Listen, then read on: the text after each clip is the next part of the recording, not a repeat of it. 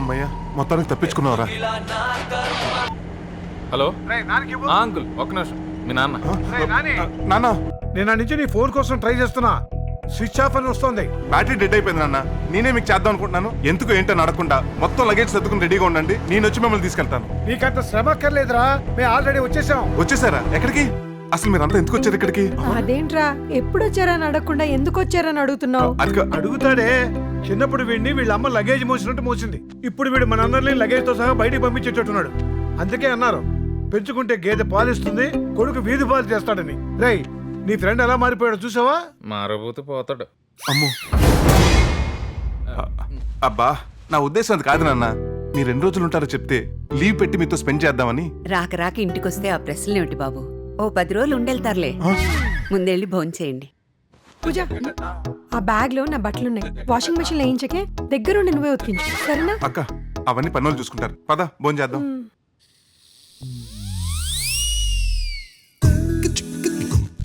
అక్కకు అసలు విషయం తెలియక ఆవేశపడుతుంది. మ్యాటర్ తెలిసిందనుకో ఆస్తమా పేషెంట్ అయిపోద్ది. వీళ్ళేంటి బట్టలు ఉతికించు, గిన్నెలు కడిగించు అని నాకు చెప్తారు? ఇప్పుడు వీళ్ళు చెప్పినవన్నీ నేను చెయ్యాలా? కోడలికి ప్రేమతో అలాగే చెప్తారు మేడం. మీరు అవన్నీ పట్టించుకోకండి. ఈ బ్లూటూత్ పెట్టుకోండి. మీరేం చేయాలో నేను చెప్తాను, దాన్ని ఫాలో అవ్వండి. చాలా సినిమాల్లో ఇలాగే మేనేజ్ చేశారు. ఇంట్లో ఇంతమంది పనివాళ్ళుండగా నువ్వెందుకమ్మా వడ్డించడం? కూర్చో. మేడం కూర్చోకండి. మీరు భోజనం చేసిన తర్వాత నేను భోజనం చేస్తాను అని చెప్పండి.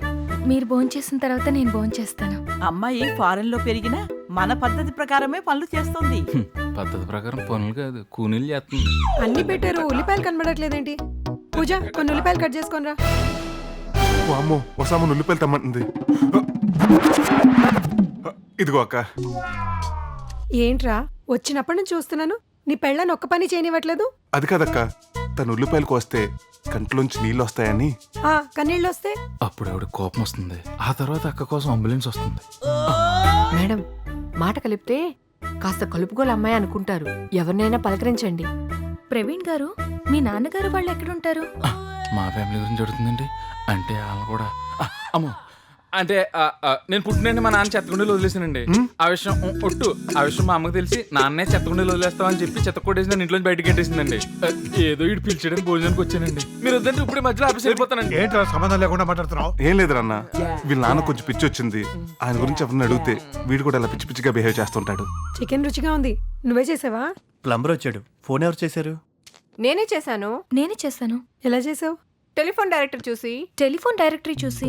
టెలిఫోన్ డైరెక్టరీ చూసి వంట కూడా చేస్తారా? ఏమో, దుబాయ్లో చేస్తారేమో. టెలిఫోన్ డైరెక్టరీ చూసి చికెన్ ఉండిందంట. వేమన శతకం చదివి మటర్లు, సుమతి శతకం చదివి సెటిల్మెంట్లు చేశానంటుందేమో. మేడం, కూరగాయలు వచ్చాయి. గిల్లొద్దు. గిల్లతో గిల్లొద్దన్నానా? గిల్లతోనా?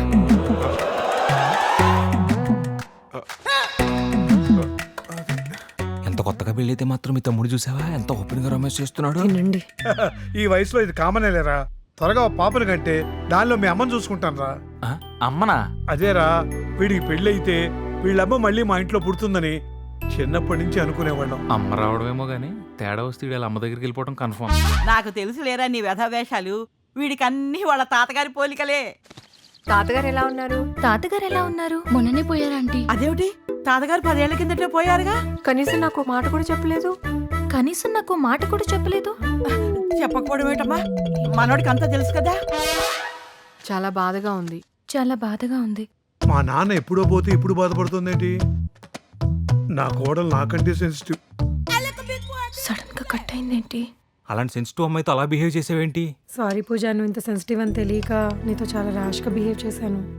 కొత్తగా పెళ్ళైన దానివి నువ్వు ఇలా బాధపడితే ఎలాగమ్మా? రా కూర్చో. అయ్యో, చేయికేమైందమ్మా? కత్తితో నరుకుతుంటే. ఖచ్చితంగా ఎవరిని నరికారమ్మా? కత్తితో నరుకుతుంటే కాదు నాన్న, కత్తితో కూరగాయలు తరుగుతుంటే చెయ్యి కట్టయింది. అదే. చూసావా, మీ బామ్మ పులికి పులిహోర తినిపిస్తుంది. మా వాళ్ళకి విషయం తెలియక అది సీతాదేవుని గురించి సేవలు చేస్తున్నారు. పూలం దేవుని తెలిస్తే షాక్ తో పోతారు.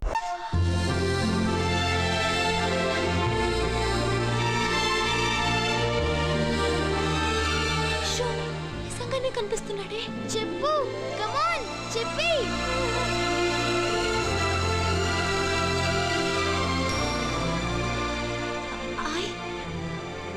Love you.